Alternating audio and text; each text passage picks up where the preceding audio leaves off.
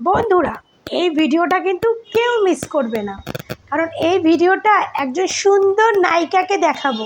সুন্দর নায়িকা, আমাদের সুন্দরী নায়িকা। দেখুন, আমাদের বুবলি আফার এই শুটিংয়ের এই ভিডিওটা দেখুন। তার পিঠটা একটু ভালো করে ফলো করবেন। তার যে পিঠটা দেখাচ্ছে পেছন থেকে, সেটা একটু ভালো করে ফলো করবেন। কিছু কি দেখতে পারলেন? দেখতে পেয়েছেন? অপু ভক্তরা একটু বড় বড় চোখ করে দেখেন, আর বুবলি ভক্তরা তো অন্ধ, ওদের চোখে তো পর্দা পড়ে আসে, ওরা দেখতে পাবে না। অপু ভক্তরা একটু ভালো করে দেখেন। তো কি দেখতে পাইতেছেন আমাদের বুবলি ম্যাডামের এই পেছন দিকটা? কি দেখতে ভাই? এটা হচ্ছে শুটিং, এখানে কিন্তু ফিল্টার লাগায় নাই, ঠিক আছে?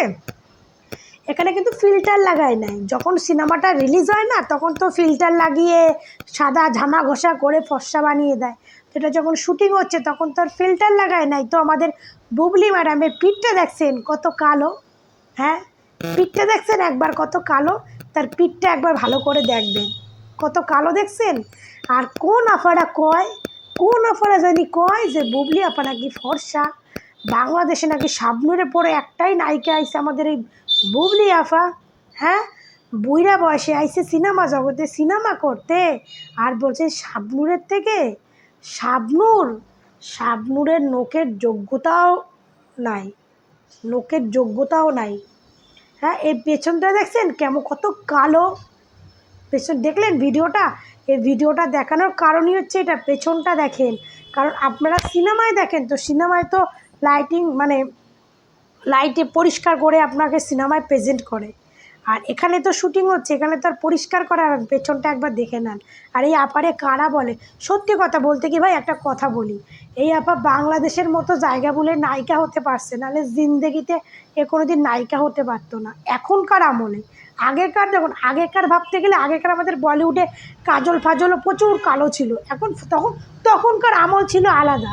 এখনকার এই 2022, 23, 24, 25 এখনকার আমলে নায়িকা হতে গেলে তাকে সম্পূর্ণ গুণী হতে হয় সব দিক থেকে। দেখতে সুন্দর, ফিগার, তার মুখের ফেস কাটিং, তার মাথার চুল বলুন, তার পড়াশুনো বলুন, সব দিক থেকে এখন হতে হয়। আগে লাগতো না, বাট এখন লাগে, এখন হতে হয়। আগে শাবনূর ছিল, এখনকার যদি শাবনূর হলে সে শাবনূর হতে পারতো না, ঠিক আছে? আগেরকার নায়িকা হিসেবে শাবনূর চলে গেছে, এখনকার নায়িকা হিসেবে হতে পারতো না, অনেক কষ্ট করতে হতো। তো বুবলিকে এই জায়গায় দাঁড়িয়ে যারা বলেন যে ফর্সা, তারা একবার পিঠটা দেখছেন আফার কি কালো, এটা কেন নেয় জানেন? এই মহিলারে কেন দুই একটা সিনেমা কেন করায় জানেন? একমাত্র শাকিব খানের জন্য। আর যে প্রডিউসাররা নেয় তারা বুঝে শুনেই নেয়।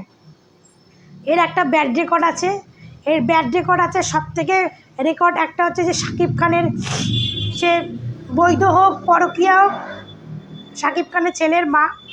এই যদি সিনেমা নিই, একটা দুটো মানে নায়কের ফ্যান হিসাবে একটা গণ্ডগোল হয়ে চলবে, এই জন্য কিন্তু নিচ্ছে। কারণ বাংলাদেশে মাপছে অপু বিশ্বাস অভিনয় জানে না, অপু বিশ্বাস অভিনয়ে রসগোল্লা। অপু বিশ্বাসকে বাদ দেন, নুসরাত ফারিয়া আছে, পরিমণি আছে, মাহি আছে, আর মিম আছে। বাংলাদেশ তো আরও এক্সেবারকার এক নায়িকা আছে।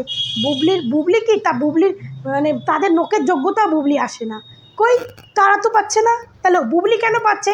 এখানেই বুঝে নেন বুবলি কেন পাচ্ছে, তাহলে এখানেই বুঝে নেন।